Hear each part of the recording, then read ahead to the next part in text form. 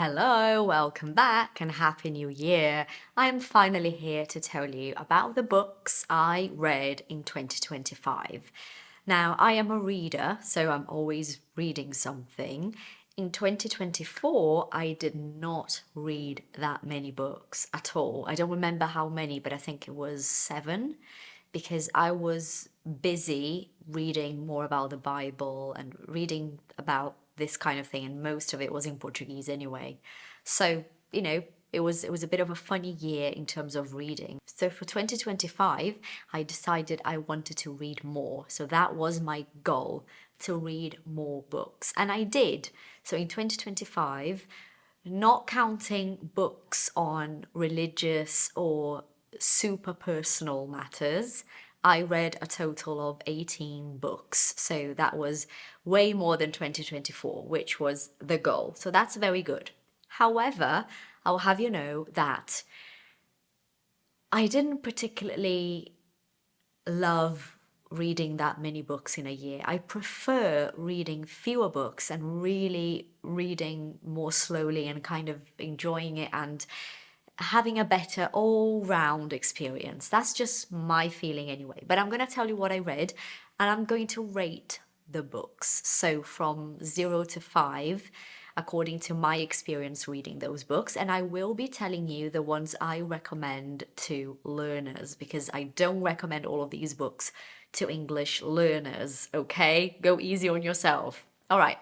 So I have them in order. I'm looking because I've got the list right here in front of me. So I started with To Kill a Mockingbird, which was a book I had started in 2024, but I'd read about 30%.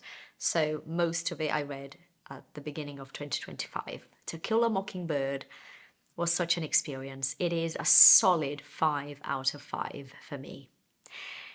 Beautifully written. Definitely don't recommend that for learners, not at all, unless you are an upper advanced speaker. You will struggle and it won't be nice, but it is a beautiful book and I don't regret reading it. It was really good. I then moved on to Mrs. Dalloway, which is by Virginia Woolf. So, with both To Kill a Mockingbird and Mrs. Dalloway, we're talking about books that are acclaimed, right? So, we're talking modern literature at its finest. So those are very fine books. Fine is a good word, isn't it? We only use fine when we're asking how the person is. How are you? Yeah, I'm fine. But it's so much more than that. Fine is a lovely way to describe something that is of high quality. So, Mrs. Dalloway by Virginia Woolf was a tricky book because there are no chapters. So, you just read, if you stop on a particular page, you don't know where you're picking up from the next day. So, it can be a little bit tricky. But I really enjoyed it. And it was, again, a solid 5 out of 5 because I felt there were so many sentences that touched me. And this is the kind of reading I love, sentences that touch me and I go, oh, this was good. This was really good. And I felt that a lot with that book. Again, not for learners, okay? Then I moved on to a bit of a longer novel called White Teeth. Now, White Teeth is a novel I had heard about when I was at university. One of my classmates was reading that book, and I was always very intrigued because she would carry the book to class, and I would look at the cover and I was intrigued by that book. So I read White Teeth, and it was a 3 out of 5 for me. Personally, so many people love this book. Again, not for learners, okay? So many people love this book. The reason why I didn't was that I couldn't fully connect to those people. I struggled to really connect to those characters, and to me, that's always a bit of a negative side of the experience with the book. But it is a good book, but it's just not for me. I moved on to a little book called Greek Lessons, which I enjoyed. Didn't love. It was a 3 out of 5 for me as well, but it was enjoyable. Characters have no name, so it's a different experience to read this book. Okay, this could be a book for advanced learners, not upper advanced, just advanced will do. But again, not ideal, but I will have some ideal recommendations here for you. Then I read the fifth book was If Cats Disappeared from the World. Now, this was an interesting book. It's only a 2 out of 5, simply because the writing itself, the way the book is written, didn't touch me. But, it is a nice story. It's a nice story, okay? Upper intermediate would be okay. And this happened up until March. So I read 5 books by the beginning of March, which was crazy. I was reading like at this intense sort of level, which again, I don't recommend, okay? Then I moved on to a book I really enjoyed called My Name is Lucy Barton. I recommend this one for learners, but at least an upper intermediate level, okay? So you're not struggling, or maybe just intermediate if you go slowly. But it's a book with beautiful writing, it's engaging, you want to know more about it. That was a 4 out of 5 for me. And it was the first time I read Elizabeth Strout, who is the author of My Name is Lucy Barton. And yeah, and I really liked her. I watched a lovely interview with her after reading this book. And I was very intrigued by the way she writes and the way she works. So that was my number 6. I then moved on to a biography that I loved. Not an autobiography, which is something I love reading. I love memoirs and autobiographies. This one was just a biography. So somebody else wrote about Virginia Woolf. So it's called Virginia Woolf, only Virginia Woolf, actually. I thought it was something else, but it's only Virginia Woolf. The biography by Alexandra Harris. It was a 5 out of 5 for me. I really enjoyed the way she told the story of Virginia. I loved it. It was an amazing read. And then there was April, and my 8th book was Fahrenheit 451, which is again a very well-known novel. And it was a 4 out of 5 for me. I enjoyed it. I was engaged with the characters. It's dystopian, right? So it's an imaginary world, but it's very relatable. So I really, really enjoyed that read. Something very different to what I had been reading that year. So that was a good one. This particular book, well, the biography, upper intermediate plus, and Fahrenheit 451, upper intermediate plus as well, okay? Then I read a book in Portuguese called Feliz Ano Velho, which was a 2 out of 5 for me. It was okay. It was okay. It was enjoyable, but it wasn't a great book for me.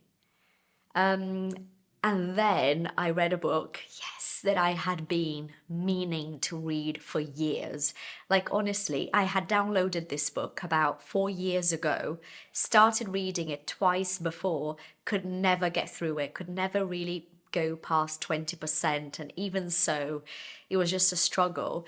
But this time I said to myself, no, I'm going to get through this book. And I did. And it was 100 Years of Solitude. Now, this is a tricky book to read because there are too many people and too many people with the same name in the story, so it gets very confusing. So I downloaded a map. I did talk about this here in a video before. I downloaded a map and I used the map with the characters to help me as I was reading, and that was a great success. And that was a 4 out of 5 for me.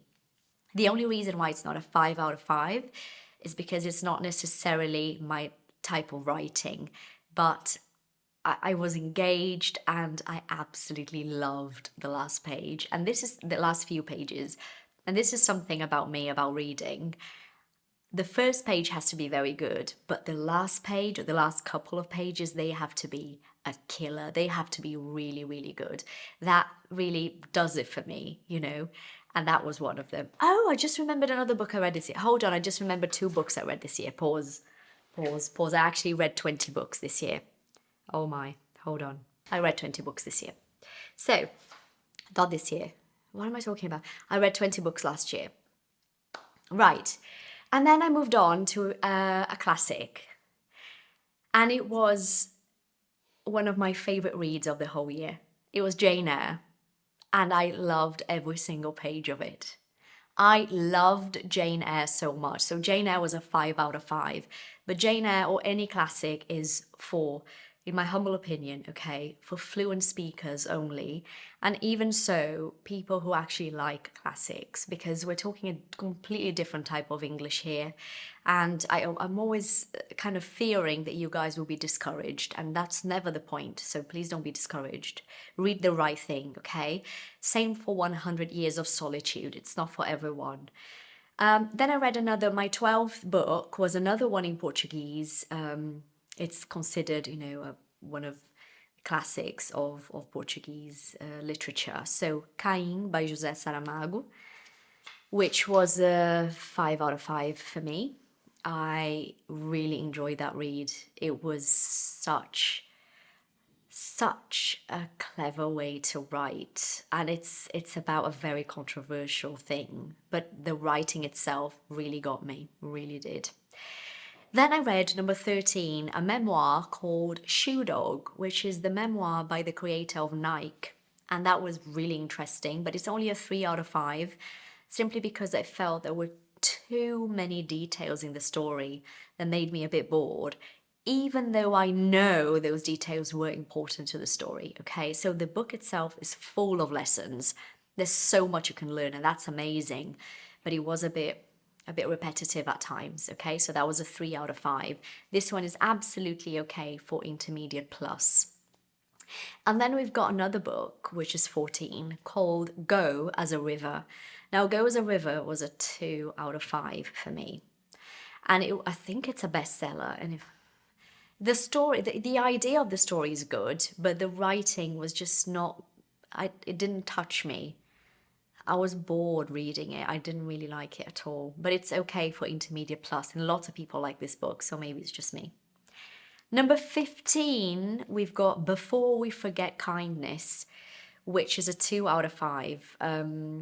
The story is quite nice, but the writing is really simplistic and it didn't touch me at all. Okay, absolutely okay for intermediate plus. The next one is 16, which is a 5 out of 5 for me, which was The Silent Patient.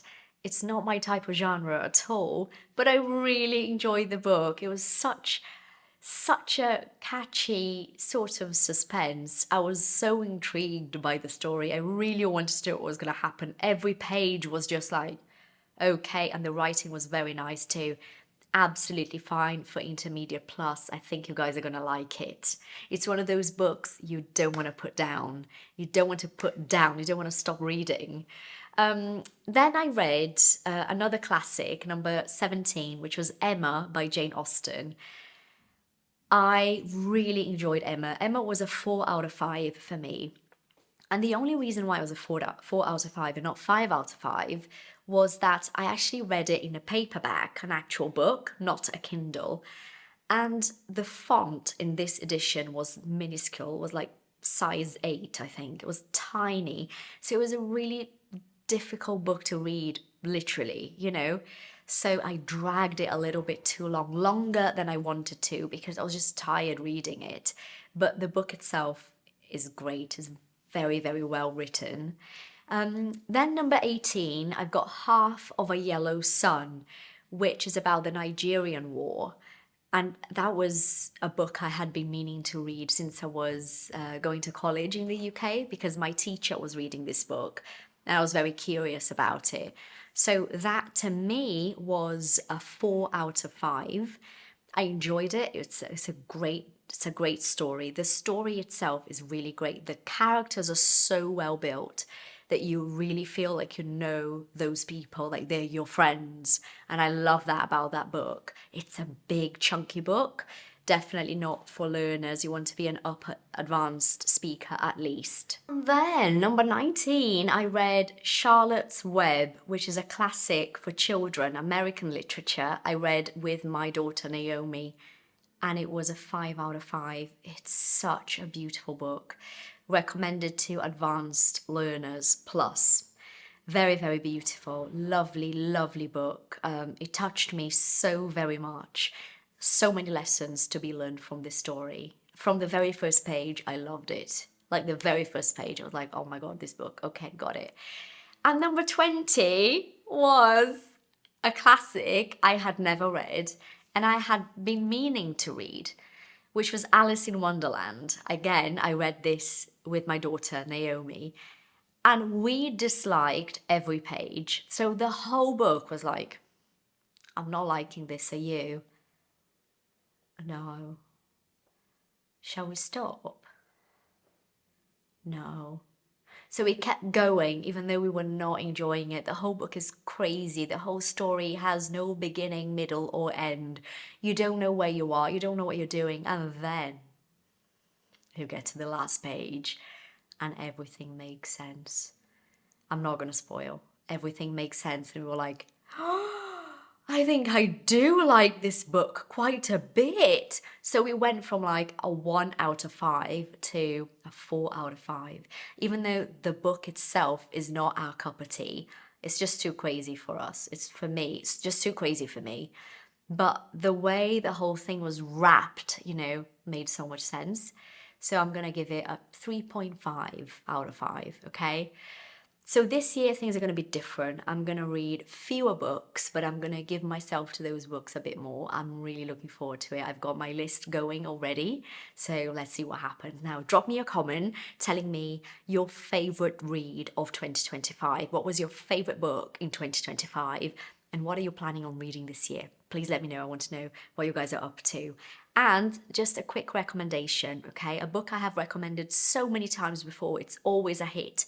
Tuesdays with Maury is a book that is amazing for intermediate students plus. Intermediate plus, absolutely wonderful. You will enjoy it. It's an easy read with big life lessons, okay? Give it a go.